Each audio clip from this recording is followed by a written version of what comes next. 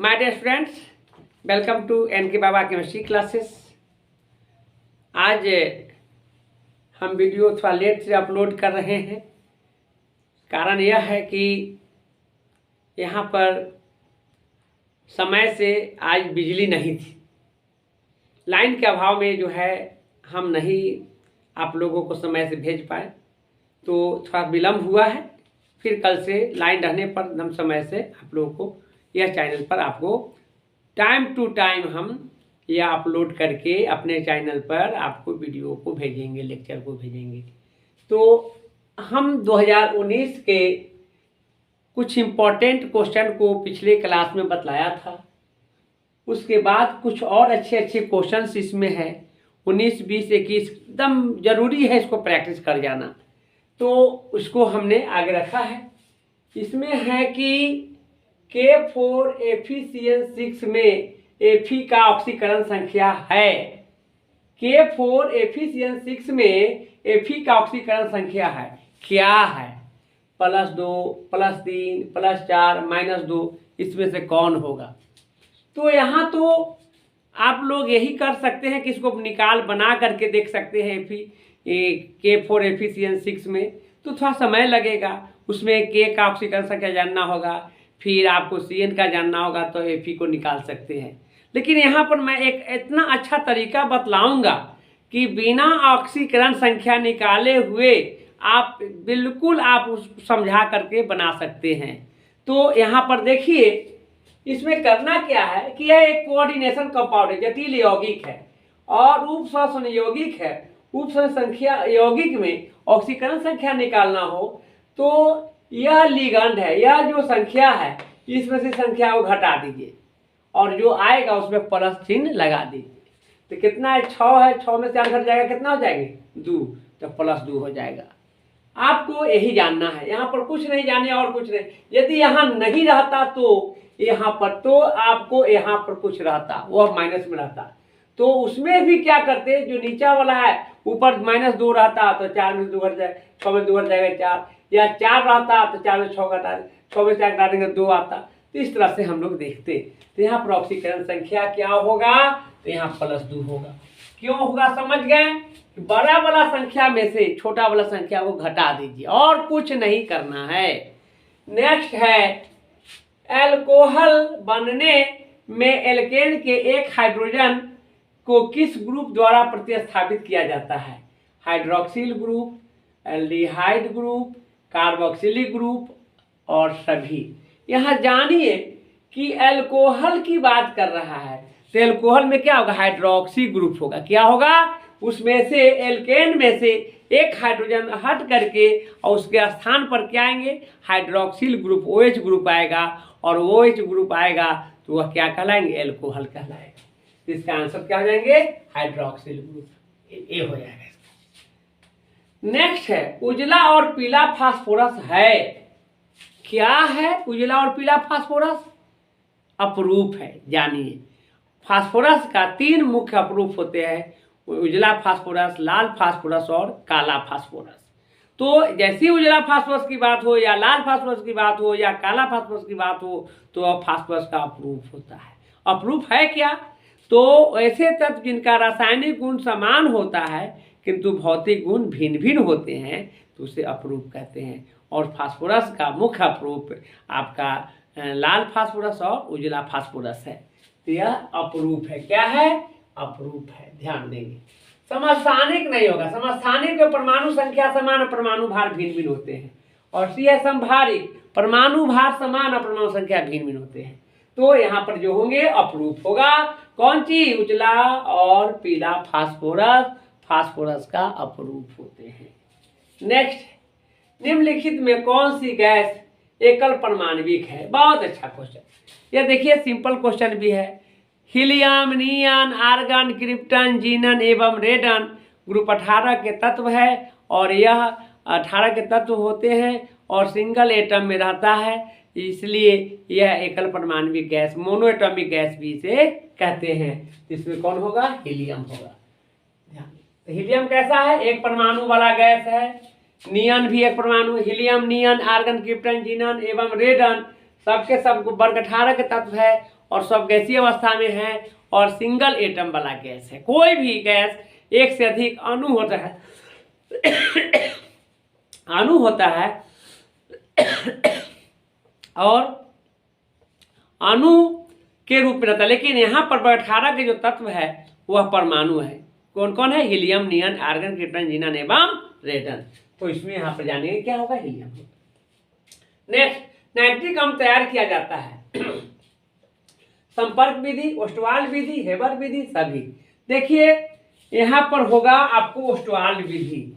Nitric अम्ल को Ostwald विधि के द्वारा प्राप्त किया जाता है। संपर्क विधि के द्वारा सल्फ्यूरिक अम्ल, ओस्टवाल विधि के द्वारा आपको नाइट्रिक अम्ल और हेबर विधि के द्वारा अमोनिया। ध्यान रखेंगे, हेबर विधि कहे तो अमोनिया, ओस्टवाल विधि कहे तो HNO3 नाइट्रिक, और संपर्क विधि कहे तो H2SO4।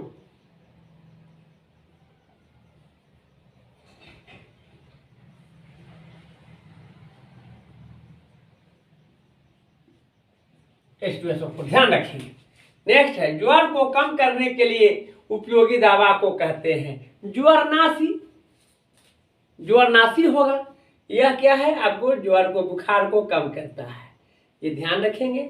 यह है आपको ज्वरनाशी। नेक्स्ट है, बेंजीन के साथ OH यौगिक का नाम है benzaldehyde, benzene hydroxide, phenol, phenyl, इनमें से कोई नहीं। देखिए यह कैप्टारे का नाम है अल्कोहल, फिनॉल एंड ईथर। तो आपको फिनॉल में बेंजीन के साथ OH ग्रुप लगा रहता है तो उसी का नाम फिनॉल है। यहाँ पर आंसर हो जाएंगे बी, फिनॉल। नेक्स्ट है, संक्रमण तत्वों को निम्नलिखित में से और किस नाम से जाना जाता है? बिल्कुल सिंपल क्वेश्चन है। संक्रमण तत्वों को डी ब्लॉक के तत्वों के नाम से जाना जाता है। क्यों जाना जाता है? डी ब्लॉक के तत्व आवर्त सारणी में वर्ग 3 से लेकर वर्ग 12 तक का तत्व होता है और वर्ग 3 के पहले 1 और 2 एस ब्लॉक और वर्ग 12 के बाद 13 से लेकर 18 तक पी ब्लॉक के तत्व होता है। अर्थात एस और पी ब्लॉक के बीच में पाए जाने वाला तत्व कौन है? यह है डी ब्लॉक के तत्व, और जिसे संक्रमण धातु के नाम से जानते हैं। तो वर्ग 3 से लेकर वर्ग 13 तक 12 तक के तत्व डी ब्लॉक के हैं, जिसे संक्रमण तत्व कहते हैं, संक्रमण धातु कहते हैं। इसलिए कहते हैं कि यह एस एवं पी ब्लॉक के बीच में पाया जाता है, इफेक्टेड होता है एस ब्लॉक के तत्वों से और पी ब्लॉक के तत्व। संक्रमण कहने का मतलब ग्रसित, फैलाने वाला, वेक्टर का काम करने वाला। संक्रमण या संक्रामित, कोरोना संक्रमण नाम सुने हैं, बहुत पॉपुलर हो गया है। तो संक्रमण रोगों को वाहक होते हैं। तो रोग यहाँ नहीं है, यहाँ आपको ऐसे गुणों को जो वाहक के काम करते हैं जो एस और पी ब्लॉक के तत्वों के बीच में पाया जाता है। तो इसलिए यहाँ पर संक्रमण धातु जो होंगे डी ब्लॉक के तत्व होंगे। डी ब्लॉक के तत्व 3D, 4D, 5D और 6D ब्लॉक के तत्व होते हैं। 4 श्रेणियों में से बांटा गया है।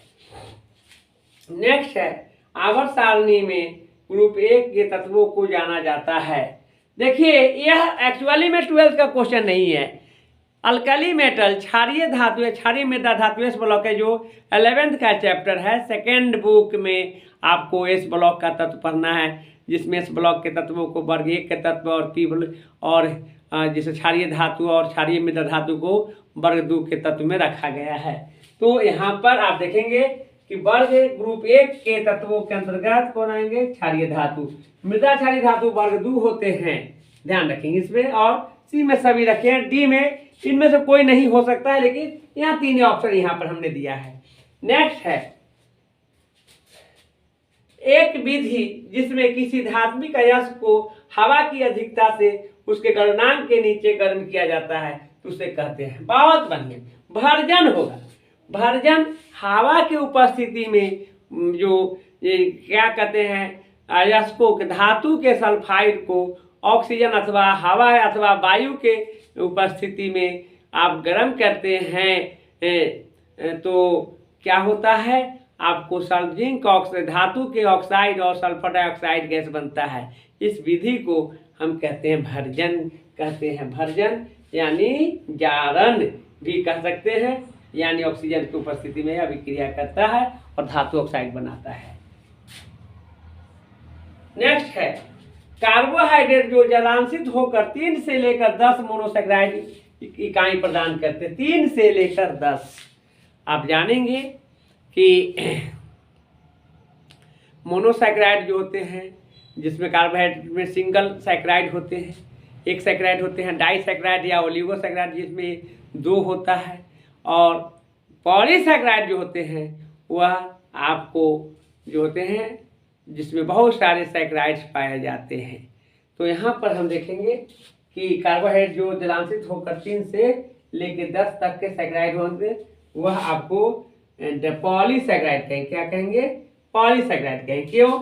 Single saccharide monosaccharide, double saccharide disaccharide, और डाइसैकराइड ओलिगोसैकराइड का ही पार्ट है, 2 से अधिक है, 10 में आते हैं, तो इसे हम क्या कहेंगे? पॉलीसैकराइड के नाम से जानते हैं। नेक्स्ट है K3FeCN6 है डबल सॉल्ट, उप स्वसंयोजक यौगिक, अम्लीय लवण और साधारण लवण। देखिए आप जानेंगे कि बड़े कोष्ठक के साथ जो भी होंगे, बड़े कोष्ठ से घिरे हुए जो भी होंगे वह होगा आपको क्या होगा? तो वह होगा आपको उप स्वसंयोजी यौगिक होंगे। इसका आंसर बी होगा। तो इस प्रकार जो है आपको वर्ग 2019 के जो क्वेश्चंस हैं उसके इम्पोर्टेंट क्वेश्चन को हमने यहाँ पर रखा है, और नेक्स्ट क्लास में हम 2020 के क्वेश्चन रखेंगे। उसमें थोड़ा लंबा समय लगेगा, उसमें 70 क्वेश्चन है और अच्छा क्वेश्चन है। 20, 21 और 22 को बतला करके हम इम्पोर्टेंट 2 मार्क्स और 5 मार्क्स के क्वेश्चन को डीलिंग कराएंगे जो एग्जामिनेशन में आएगा क्वेश्चन। इस बात को ध्यान में रखना है। अग्रसर मैं आप लोगों के साथ हूँ, और क्वेश्चन बैंक को हम अभी प्रिपरेशन करा रहे हैं और बेहतर क्वेश्चन सब है। इसके बाद जो है हम क्वेश्चन बैंक को के सब डिस्क्रिप्टिव क्वेश्चन पढ़ाएंगे। उसके बाद हम एनसीईआरटी का मेन पॉइंट्स जो हम कलेक्ट किए हैं उसको भी पढ़ा देंगे, ताकि आपको किसी भी तरह से कहीं से क्वेश्चन नहीं छूटेगा। तो आज के लिए हम इतना ही रखते हैं, फिर हम कल आगे बढ़ाएंगे इसको।